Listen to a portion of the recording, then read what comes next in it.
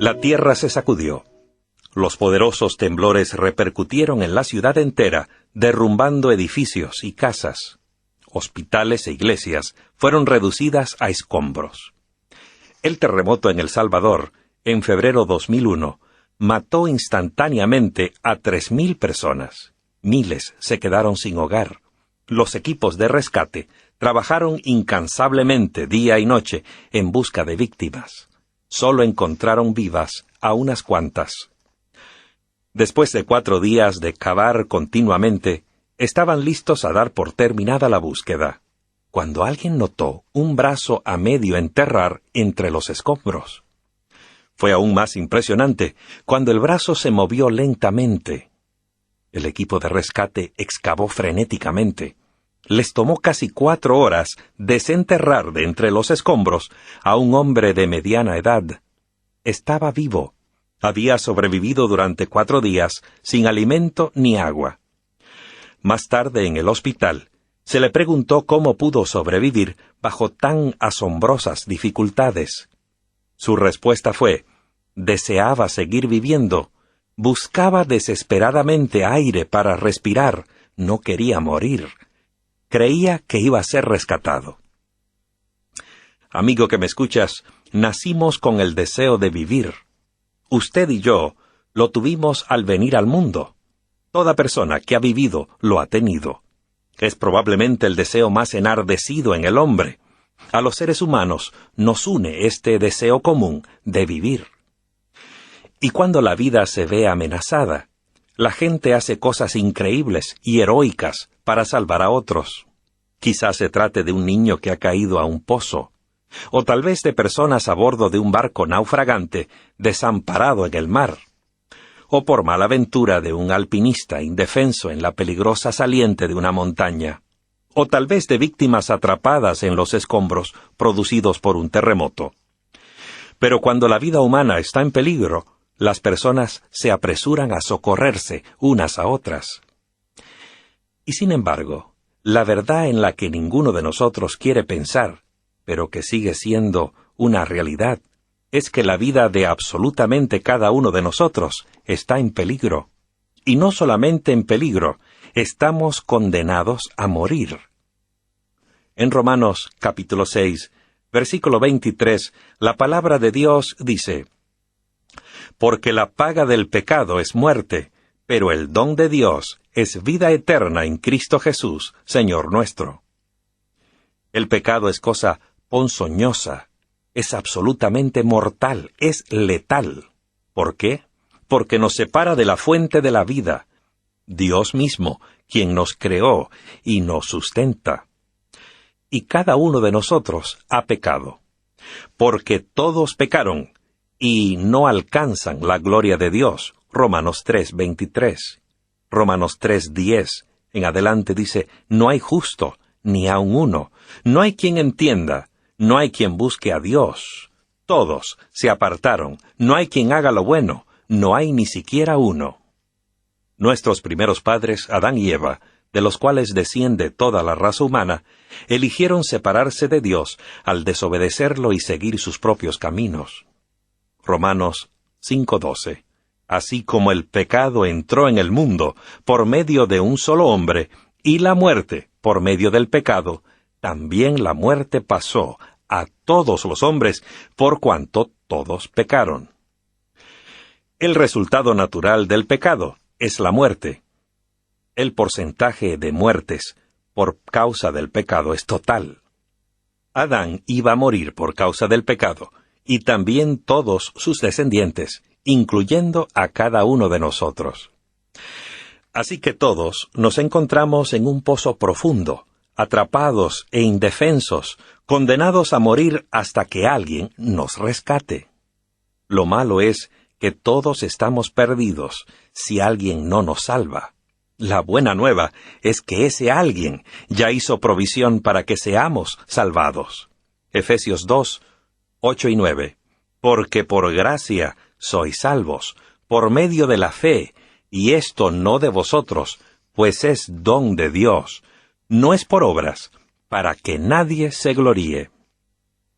Sí, todos hemos pecado. No hay duda al respecto. Pecamos con cada acto, palabra y hasta pensamiento egoísta. Imagine las innumerables veces que hemos pecado cada día. Y nuestro problema no es solamente los pecados que hemos cometido, es el hecho mismo de que somos pecadores. Una persona con una enfermedad mortal, que nunca reconozca su problema o no busque ayuda médica, va seguramente a morir. Y ese es el destino de los pecadores que fallan en reconocer su condición espiritual y buscar ayuda. El profeta Isaías dice en su libro, capítulo 59, verso 2, «Vuestras iniquidades son las que hacen separación entre vosotros y vuestro Dios». Dios es la fuente de toda la vida, y cuando Adán pecó, comenzó a morir. Pero un Dios de amor no nos dice el resultado del pecado, sin darnos esperanza de salvación. He aquí las buenas nuevas.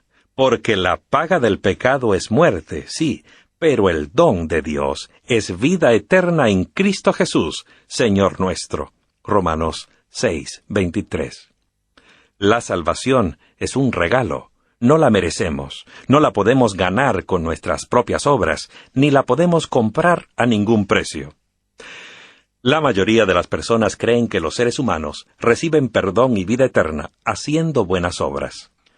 Se sientan sobre clavos puntiagudos, pensando que por torturar su cuerpo pueden ganarse el favor de Dios. Algunos golpean y hieren su cuerpo con látigos y cadenas, otros se punzan con filosos garfios. Otros caminan descalzos sobre carbones ardientes, buscando el favor divino a través de actos inusuales de abuso físico. Aún otros piensan que ganan méritos para la vida futura construyendo templos o alimentando a los religiosos. Y para otros no hay mayor gozo o mejor forma de ganarse el favor de Dios que una peregrinación a la Meca o morir en defensa del islamismo. Muchos cristianos hacen inadvertidamente lo mismo. Asisten a la iglesia, dan ofrendas y siguen la regla de oro de la Biblia, pensando que con ello ganan el favor de Dios y por lo mismo merecen la vida eterna. ¿Es eso posible? ¿Puede el hombre a través de penitencias físicas, angustia mental o actos de bondad sobornar a Dios para obtener perdón y vida eterna? ¿Nos ganamos la salvación como se gana en los deportes un trofeo o medalla de oro? La Biblia dice, «Porque por gracia sois salvos, por medio de la fe, y esto no de vosotros, pues es don de Dios, no es por obras, para que nadie se gloríe». Efesios 2, versos 8 y 9. No podemos salvarnos a nosotros mismos por nuestras obras, amigo que me escuchas. Tenemos que depender de la gracia, amor y favor de Dios, quien nos da la salvación gratuitamente. Si pudiéramos ganarnos la salvación, ya no sería un regalo.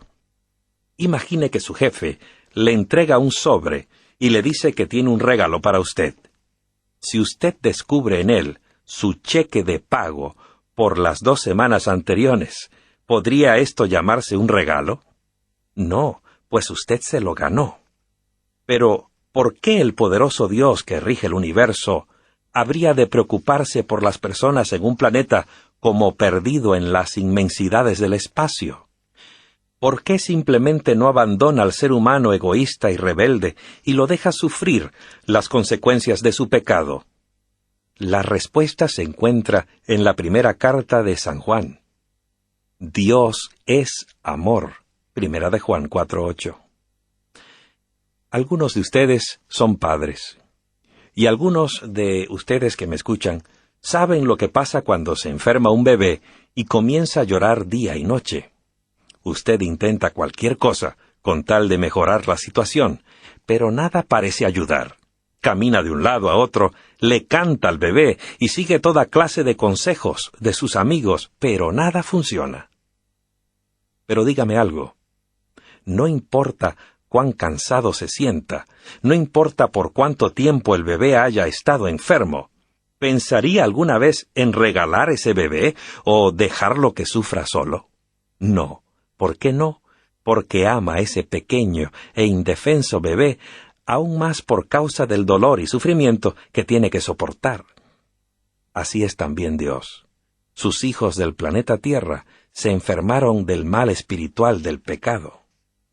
Y el dolor y sufrimiento que soportan no hace sino que Dios los ame todavía más.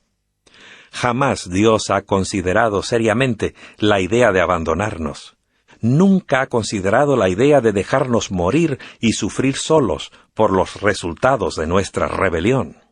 La Biblia dice: «El Señor es paciente para con vosotros, porque no quiere que nadie se pierda, sino que todos procedan al arrepentimiento». Segunda de Pedro 3:9.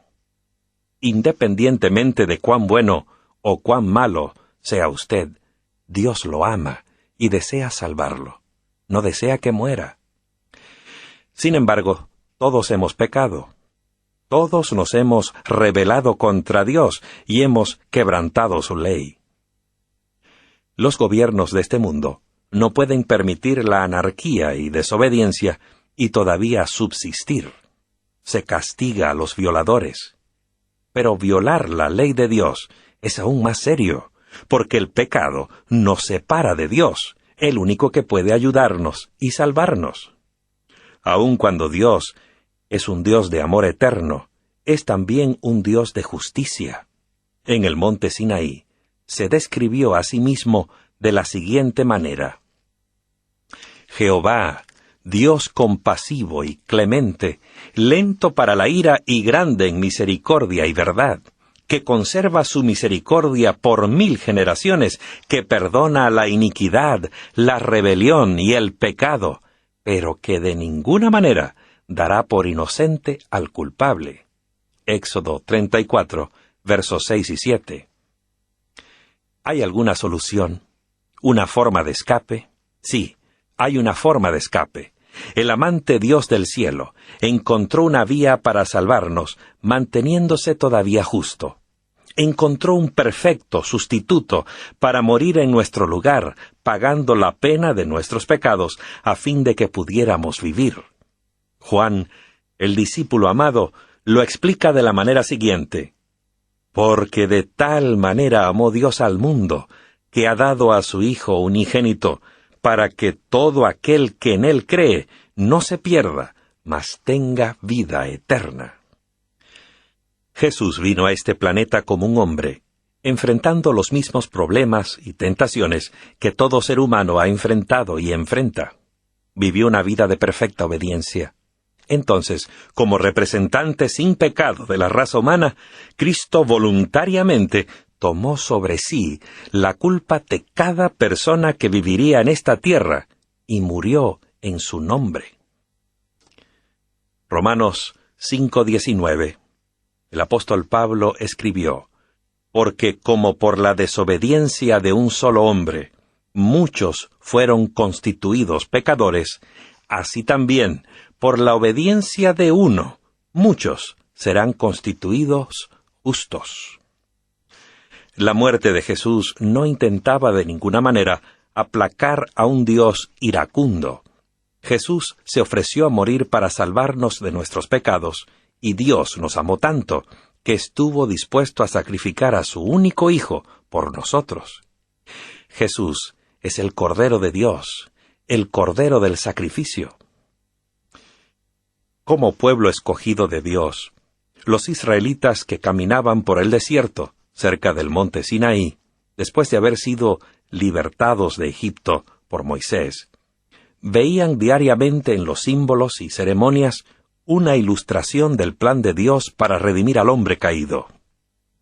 El tabernáculo del desierto, construido según las instrucciones específicas de Dios, con servicios instituidos por Dios, llamaba la atención constante del hombre hacia un futuro calvario. Aquel en la cima del monte donde moriría Jesús, donde el verdadero Cordero sería sacrificado por los pecados de toda la humanidad, dándoles a todos esperanza y seguridad de perdón y salvación. El pecador acudía trayendo un animal para el sacrificio. Colocaba sus manos sobre la cabeza de la víctima y confesaba su pecado. Entonces tomaba un cuchillo y lo mataba. Con ello simbolizaba que sus pecados habían causado la muerte del verdadero cordero del sacrificio, que era Jesús.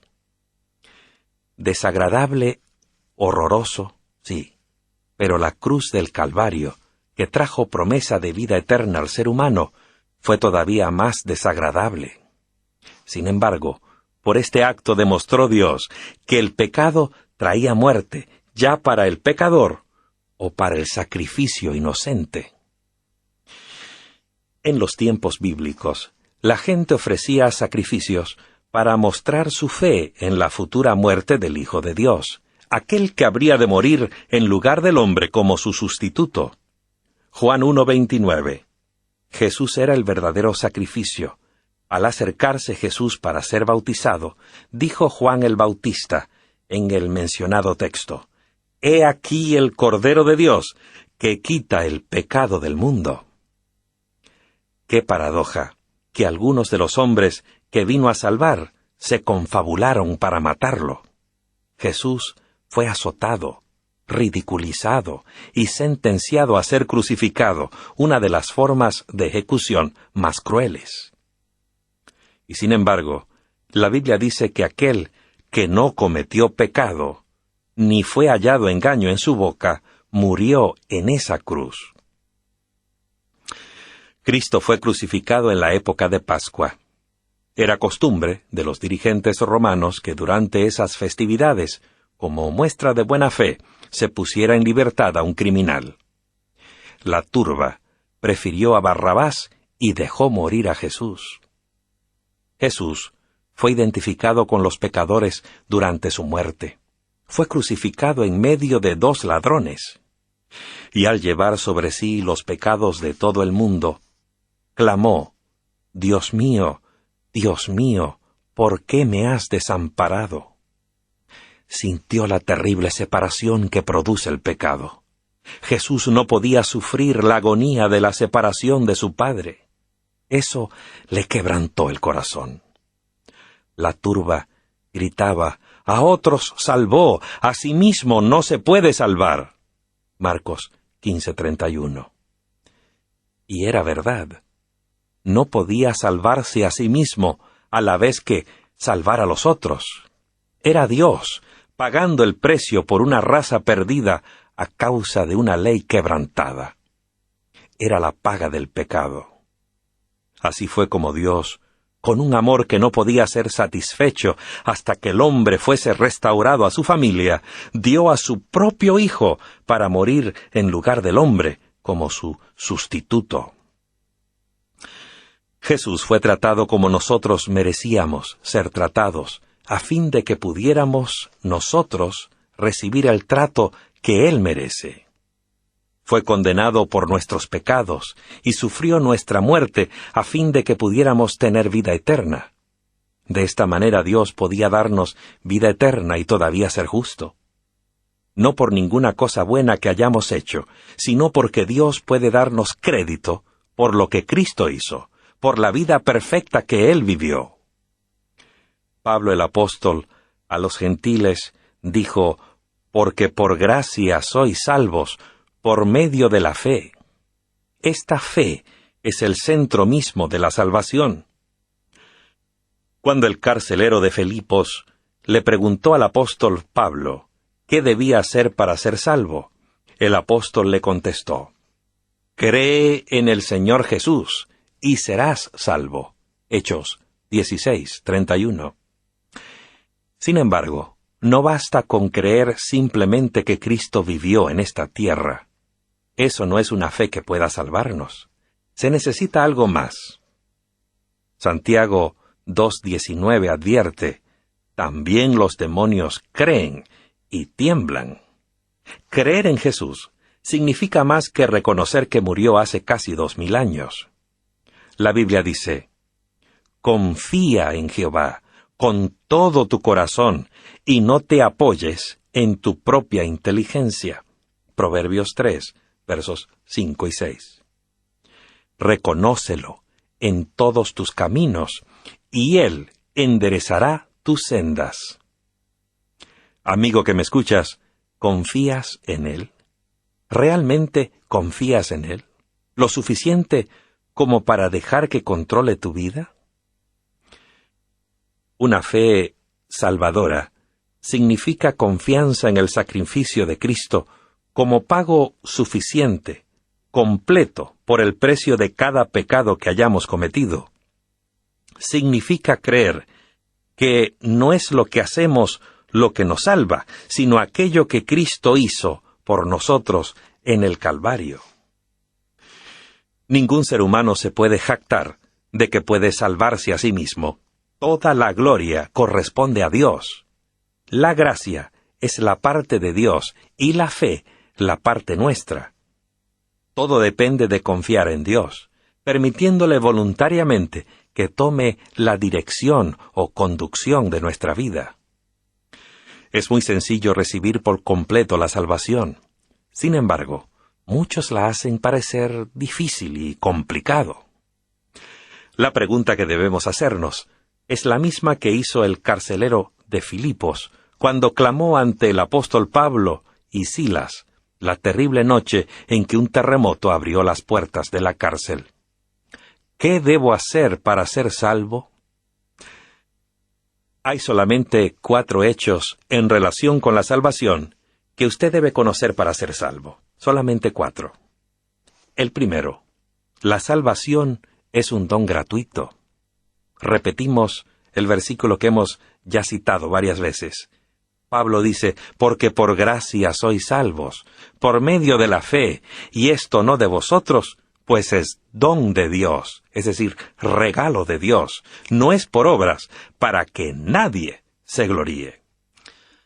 La pregunta es, ¿por qué debe la salvación ser un don gratuito? La razón es porque un don gratuito nos lleva al hecho número 2, y ese es, todos somos pecadores.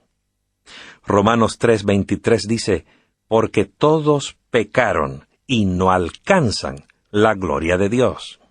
Eso significa que no merecemos ese regalo.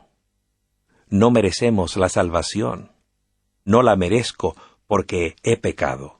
Estoy desprovisto de la gloria de Dios, y tú también.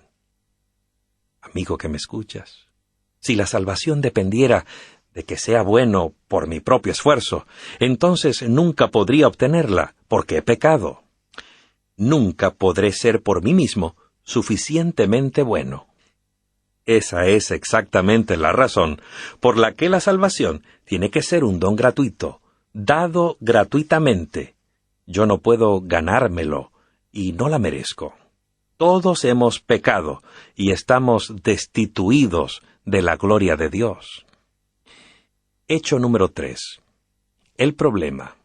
El pecado significa muerte. Romanos 6:23 dice, porque la paga del pecado es muerte. Ese es el gran problema que todos enfrentamos. Soy pecador, por lo tanto merezco la muerte. No merezco ese don gratuito.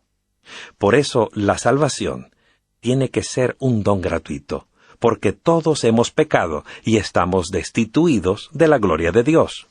El problema es que como pecador merezco la muerte, pero Dios tiene una solución para este problema. La solución, que es el hecho número 4, es que Jesús murió por nosotros. Romanos 5:8 dice, pero Dios muestra su amor para con nosotros, en que siendo aún pecadores, Cristo murió por nosotros. ¿No le parece maravilloso? Jesús murió por ti, murió por mí, pecadores. Y amigo, Jesús murió por todos los hombres. Hay 4 hechos sencillos, vamos a repasarlos. Primero, la salvación es un don gratuito.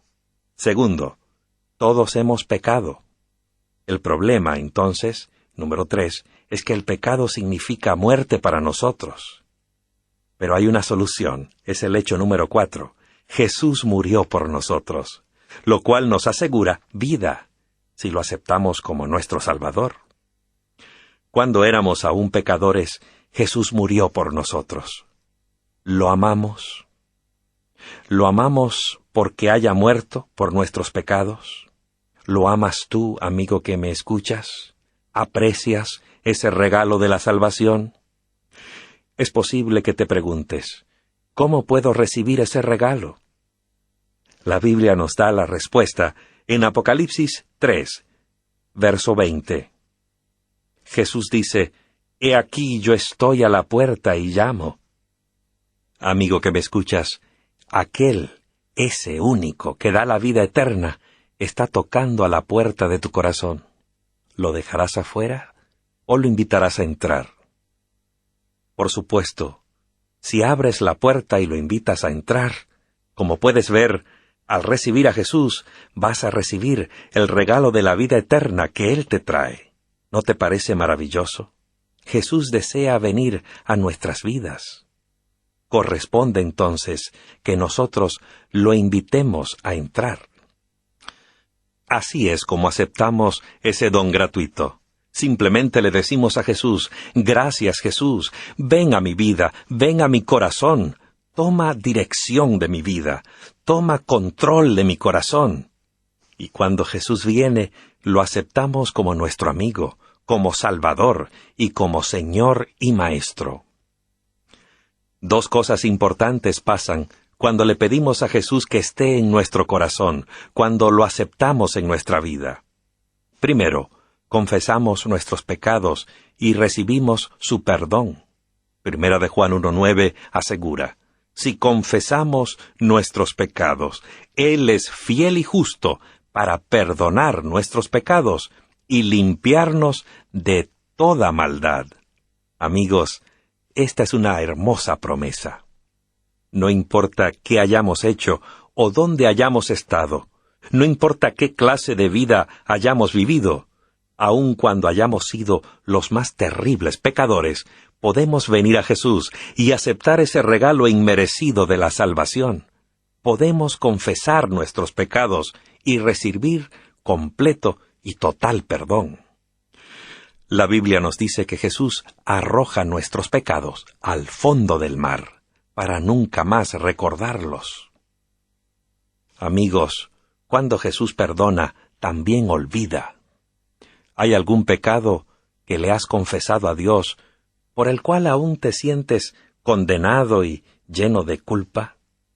Tal vez sientas que algún pecado que has cometido es demasiado grande para que Dios te perdone. Debemos creer lo que Dios nos dice. En 1 de Juan 5:10 nos dice claramente que si no creemos en Dios, lo hacemos a Él mentiroso. 1 de Juan 5:10, el que cree en el Hijo de Dios tiene el testimonio en sí mismo.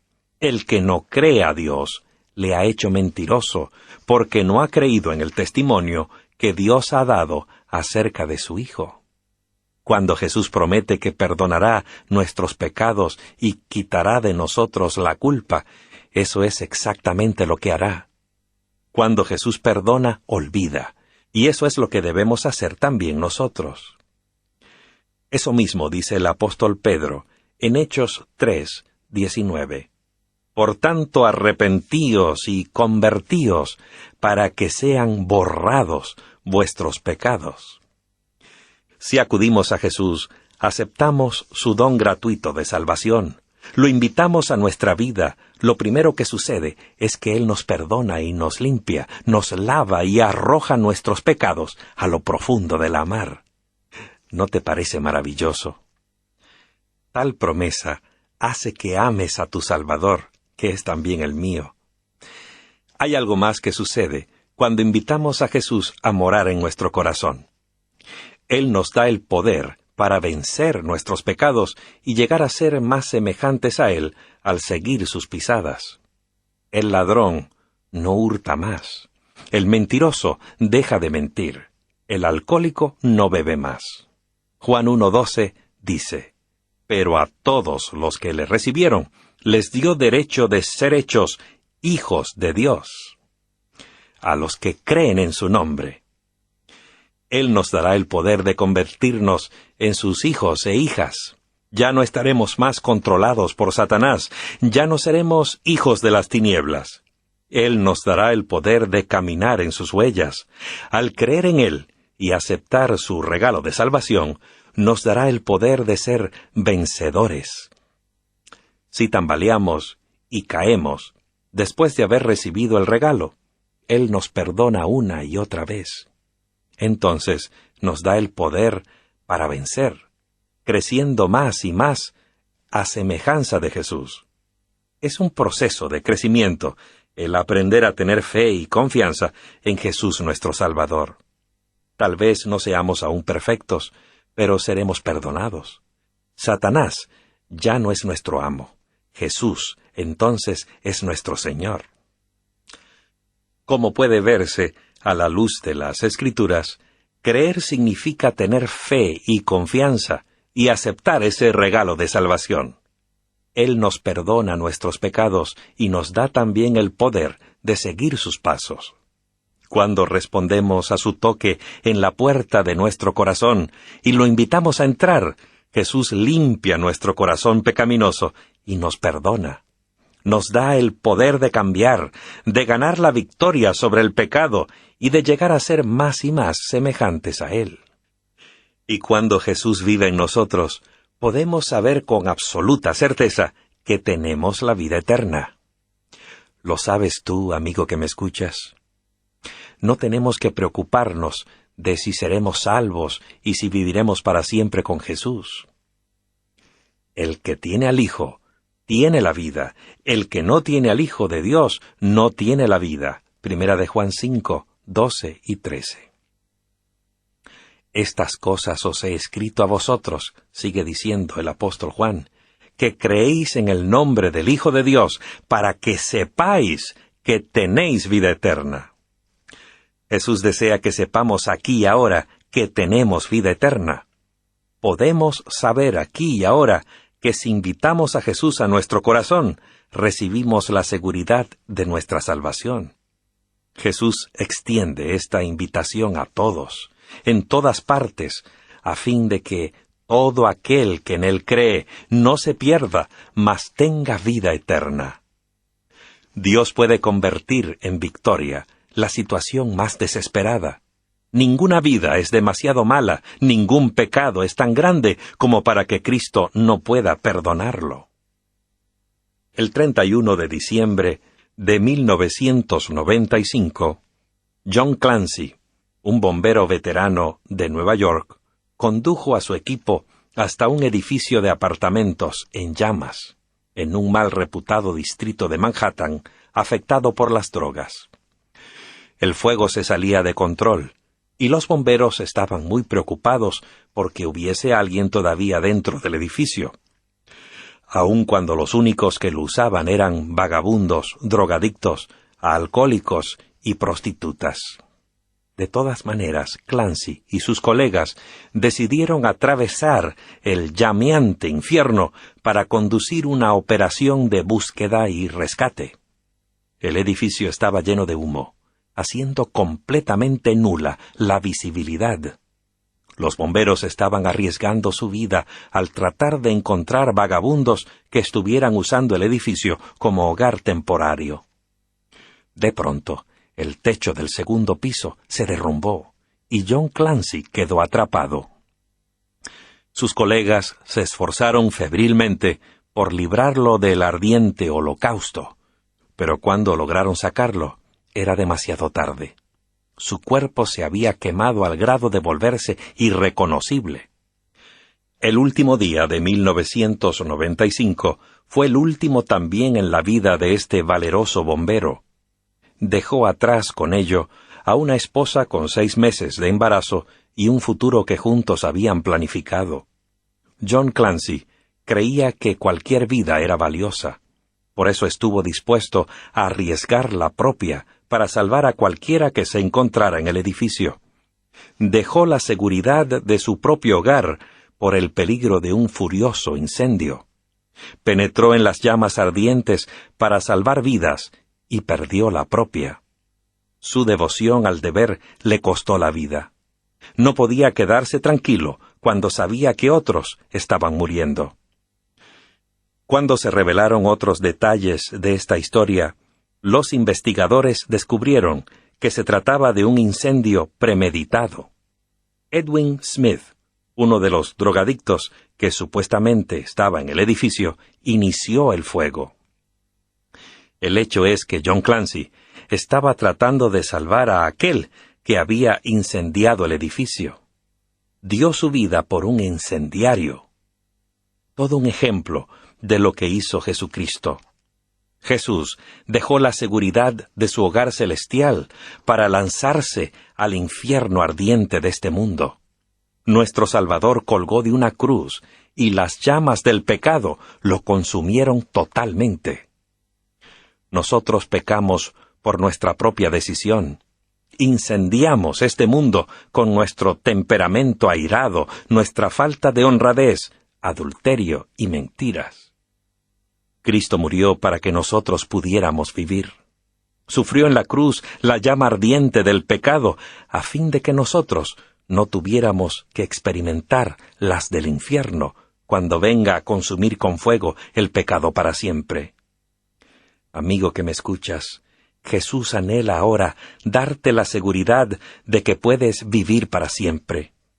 Él está escuchando ahora y esperando. ¿Por qué no le abres hoy la puerta de tu corazón y lo invitas a entrar para que Él sea tu Salvador, el Señor de tu vida? Él te espera, Él te escucha.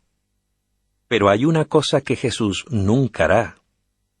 Es derrocar la puerta de tu corazón. Nos ha dado a todos el poder de elección. Tenemos que abrir la puerta nosotros. Si lo haces, Él entrará gustosamente. Amigo, amiga mía, ¿te gustaría hacerlo ahora mismo? ¿Te gustaría invitar a Jesús a entrar a tu corazón sin esperar un momento más? Si es así, eleva esta oración juntamente conmigo. Querido Dios, reconozco que soy pecador y necesito ayuda. Deseo aceptar a Jesús como mi Salvador y Señor. Deseo responder a tu llamado e invitarte a entrar a mi corazón ahora mismo. Por favor, perdona cada pecado que he cometido. Toma mi vida por completo. Deseo que Jesús venga a mi corazón y me limpie y me ayude a vivir por Él. Gracias por escucharme y contestar mi oración. En el nombre de Jesús. Amén.